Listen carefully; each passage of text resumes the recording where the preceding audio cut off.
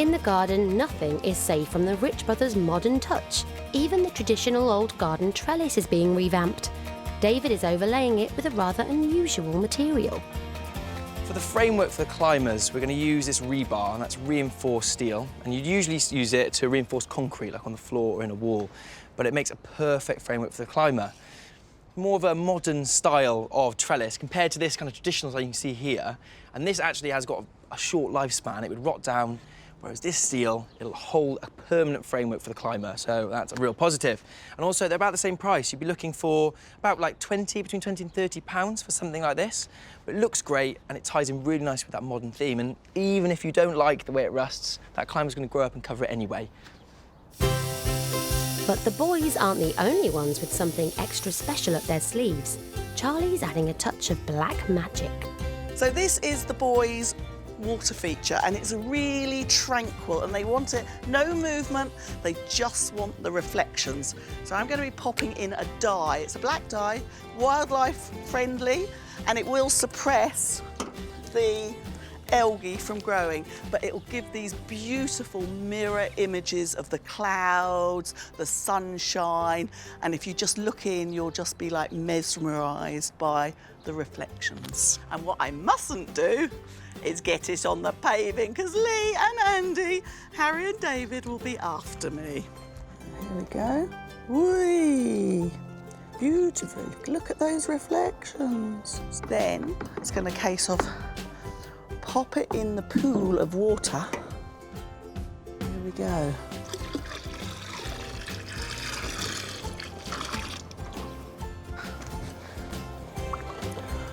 Wow, I like that.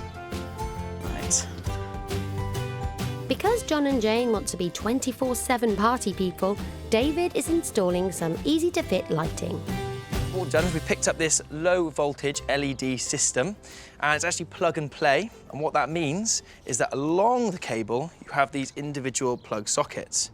And each light has got the kind of partner to that. So along the way, you can just plug them in, and it's that easy. And it's giving a lot of effect. So what we're doing is we've got 15-metre length of cable. We're running that throughout the garden, placing the individual lights just to make sure they all link up and they're all part of one system. You can fit plug-and-play garden lighting yourself. As long as you have an exterior electrical socket to plug it into, you won't need to call an electrician. These simple lighting kits are ideal for domestic use, can withstand the downpours of a typical British summer, and will make your garden a welcoming place after dusk. Now, explain to me what you want. I've now got the water, I've got the walls. Yes. Gonna paint this? Yes, all of it. The whole thing, right. And where do you want the water spout? Well, ideally, it was just going to come out the middle, right. Just as a simple little feature. My only thing with that is the noise can be slightly irritating, if you know what I mean. Not to be indelicate, yes. So maybe if we can break the fall of the water. So I'm thinking, you know your garden's all about foliage and jungle, that we maybe do some leaves? Yeah, I mean... Because I found this bit of old lead in the skip. It's a good find. It could be really interesting, couldn't it? And it would age quite nicely. And then it can drip down the leaves and drop in. Yeah, perfect. I'll leave it with you, Charlie. Right, I've just got to smooth this off now. On the other side of the gate, David and Harry are marking out the arches for the back wall. Originally, we did want to paint it straight onto the wall, but it actually turned out the wall's in a bit of bad condition, some of the mortar's falling out. So what we're doing is we're using marine ply, and that's going to give a lovely, clean, crisp archway. And marine ply is perfect for it, rather than normal ply, because it's much more suited and tolerable to the outdoor conditions. And as you can see, you might not be able to see it yet, but actually you've got the base of the archway here. We're just drawing the vertical sides of it, and at the top here is that ornamental archway style. And what I've got here is actually a template.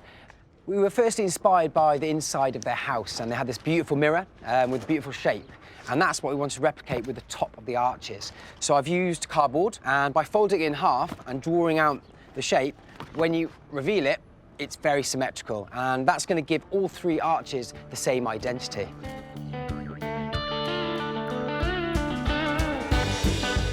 Marine ply is extremely durable and will withstand prolonged exposure to water, making it a great material to use in the garden. Right, should we stand it up? Yeah. It's gonna look cool, isn't it? Yeah. Perfect. Nice. Crack on. Wait. Right, that's me a bit of lead flattened so that I can put a template on. So the boys drew a leaf, that shape for me. I'm going to pop that on there and then just cut it out.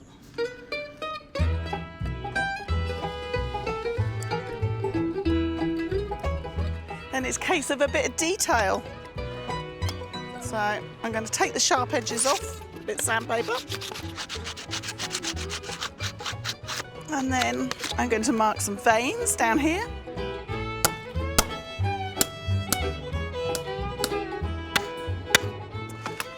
There you go, that's it done. So the idea is the water's going to run down and drip off, in theory. The arches have been given a coat of paint, and so they can paint the edges a darker grey, Harry and David are using tape to create a clean line. The two contrasting shades will create a 3D effect, giving the illusion that there's something beyond the arches themselves. In the garden, Charlie's testing out the leaves for the water feature. We're having to test each leaf to get them right in the right place, but I think it will look lovely once it's finished. Charlie fixes the leaves to the water feature, while David and Harry screw the arches to the wall. That looks all right. That's good timing, Charlie.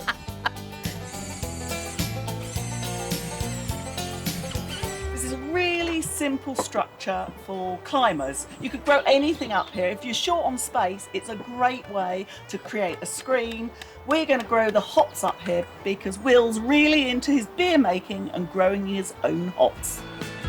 Charlie is keen to recycle Will's existing plant. This is Will's hops.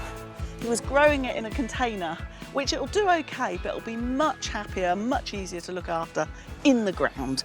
It'll look after itself and he won't have to feed it. The great thing about hops is they're self-twining, so they'll just scrabble up the post. If you buy hops at the garden centre, if it's not in a pot, it could just be a bare root and it looks like a little wizened twig. Don't worry, grows like mad, it does really well. So this hops is well established. You can get a kilo of hops off of an established plant, which can make up to 400 pints of beer. So that should keep Will very busy. So these are old clay land drains. And back hundreds of years ago when I was at college, we actually had a lesson on how to lay them, but I'm using them to make some bug hotels. So I'm basically stuffing them with, these are the prunings off of the hedge that Chris has cut down, and then some with soil, and then we've got some that are the canes off the raspberries. But this will make lots of different environments for insects to crawl into. And this is cow parsley, the old stems, which I've collected from outside. See, they're hollow. So absolutely ideal, and I think they look quite good. Charlie's keen for bossman David's approval. Hey, Charlie, what's going on here? Look, do you not like these? These are amazing. They look great, don't they? I love them. They're really, really cool. They almost look like a bit of art. They're amazing. Well, they're kind of like the logs. Yeah, where do you want them to go? Well, maybe underneath the tree there. Yeah? Yeah, With I think the that'd log? be really nice. Yeah, So it's all... just in front of the log, maybe. All right.